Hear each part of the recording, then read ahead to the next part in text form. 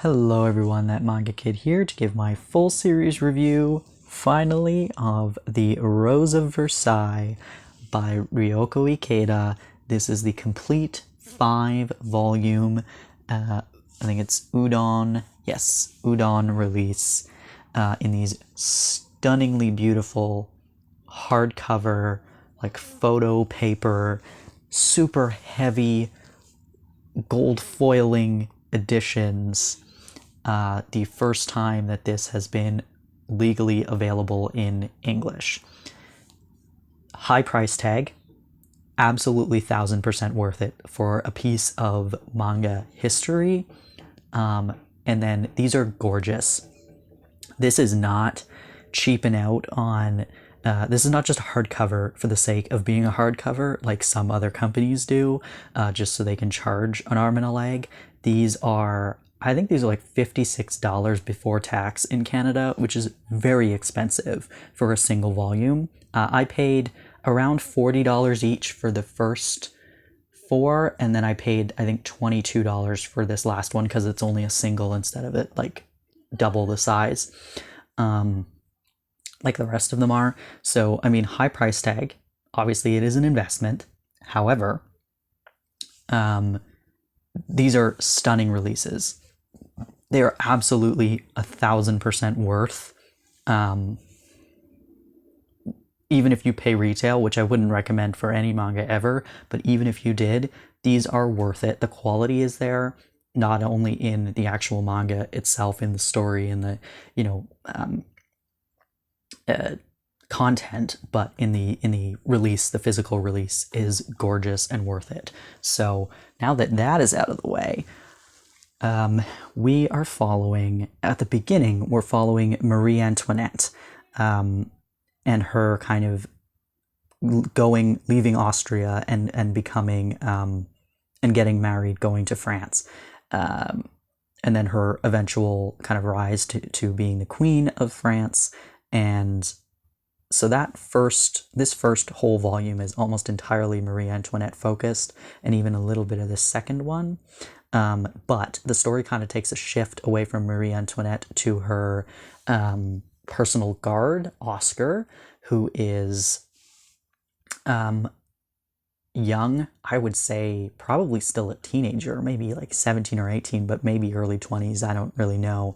But Oscar is the fifth or sixth daughter of a family that is always in the royal guard.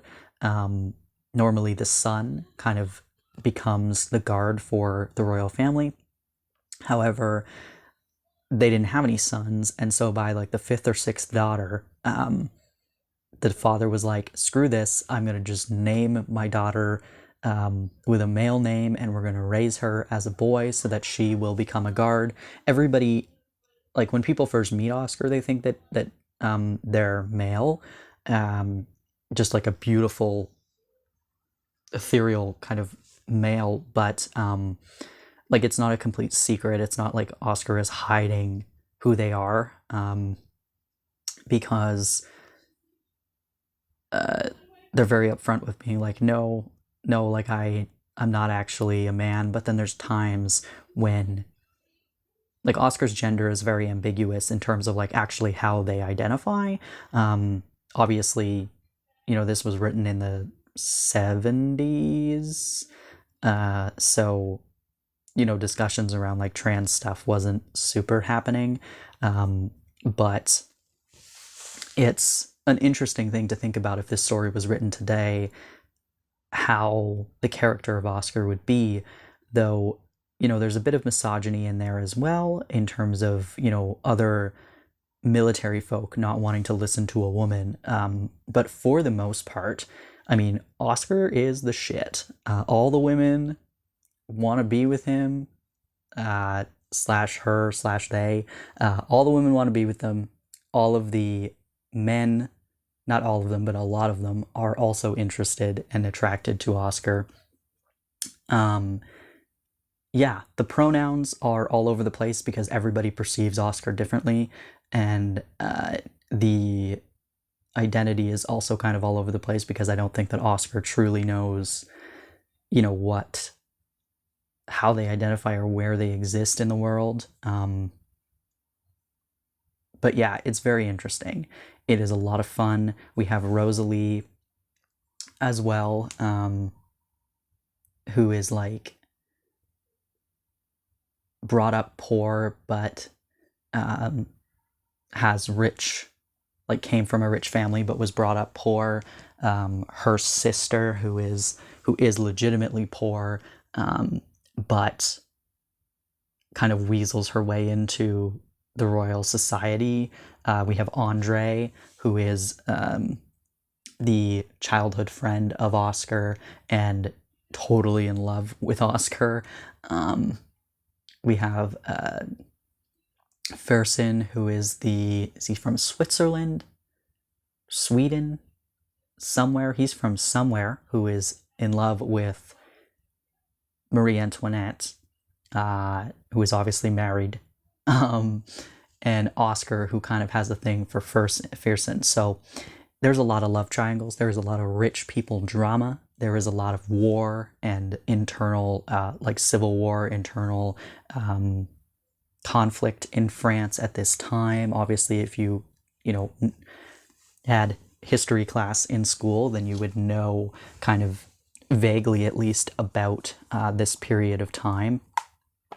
But yeah, like I mentioned, this is like photo finish paper. It's got like nice large pages so you can really see the art.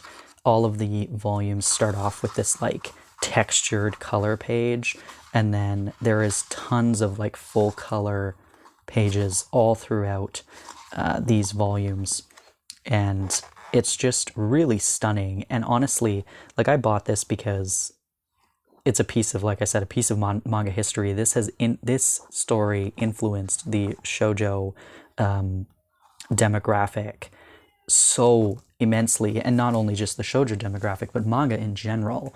This story, The Rose of Versailles, had such an immense impact on manga, and I wanted it in my collection. And there's a reason that it had such an impact. I'm not normally into historical romance, but this like gripped me from the get-go. I was reading this going like, this is like, it's like a historical version of modern reality TV. It's just, it's so fantastic. If you like, I don't want to like dumb it down or anything, but if you like trashy trashy reality TV, then this is right up your alley, because this is love triangles and cheating and conflict and ambiguous genders and beautiful people who just have so much money, and nothing to legitimately do with it, so they just blow it on everything. And it's so maddening, honestly, because, especially obviously with Marie Antoinette, you're looking at the French people and the way that they're living in poverty, and you're looking at this person who just frivolously spending exorbitant amounts of money for no reason. But then you also look at the childhood of all of these people, and you're like, I don't know, if I was forced to go to another country and marry some dude that I have no interest in as a child, to become the queen of a country that I don't particularly care for, maybe I too would spend all that country's money out of spite. I don't know. Or because there's nothing better for me to do. I don't know. Maybe I would do that too. But it was a lot of fun. This is a great story, and it ends around 3/4 of the way through the 4th volume, and then we get into the short story extra bonus stories, which are so much fun. The one in the end of this volume is like a murder mystery kind of thing. All of them with the same characters. They follow Oscar and Oscar's niece, whose name I don't remember, but because she's not in the main story. But Oscar, Andre, Rosalie, and Oscar's niece, and they're just hilarious. They're fun. They're cute, and it's just super fun loving. But yeah, the art is just glorious. Like, it doesn't get any better than that. It is so stunning. The opulence of not only the places where they are, but the outfits, the hair, it's just like, if you like period stuff at all, then absolutely you need to check this out. Also, if you like history, I mean, this does, loosely follow the legitimate historical events of France at the time. Obviously with these fictional characters thrown in there, but this is so much fun. It was a blast, absolutely worth the money.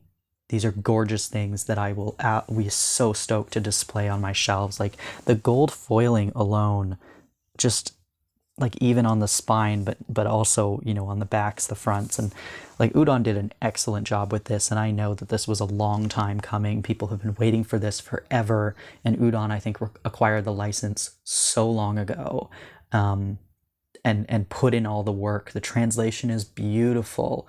I find a lot of the reason why I dislike period pieces for manga is because when they translate, especially into English, the language is annoying as hell. I find it with Oku. I can't read Oku. That's by Fumi Yoshinaga. I would love to read that story. The translation of it is, I can't stand it. And I think that this was really beautifully done. And I know that that pressure came from, the Japanese side of it, of like, if you're going to be translating this, it needs to be done properly. It needs to be done immaculately.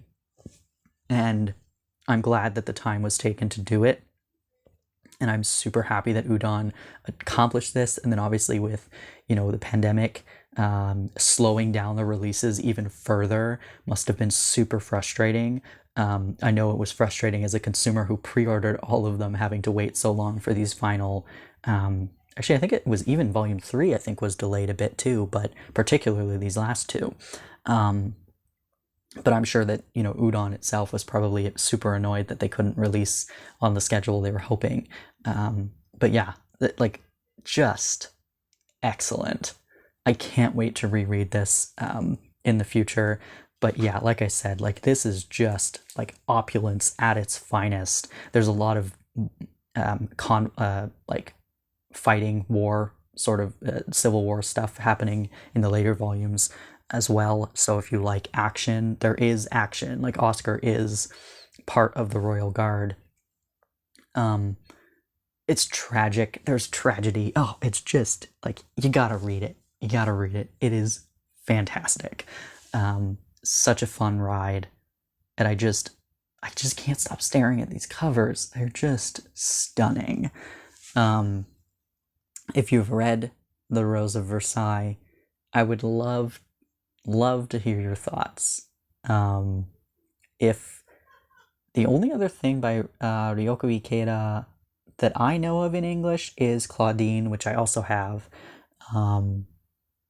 But hopefully we will see more of a trend of some of these older influential shoujo and even josei titles, like some of these really, really excellent titles that we just haven't gotten from like the 70s, 80s, and even the 90s, honestly, of these titles that were geared towards girls and women that were so influential in manga that have just been overlooked in the West. I'm hoping that this will set a precedent, along with a lot of the stuff that we've been getting from like Moto Hagio and like yeah, I hope we see more, because this was so good. Anyway, thank you for watching and listening to me gush about The Rose of Versailles. Let me know your thoughts. Thanks.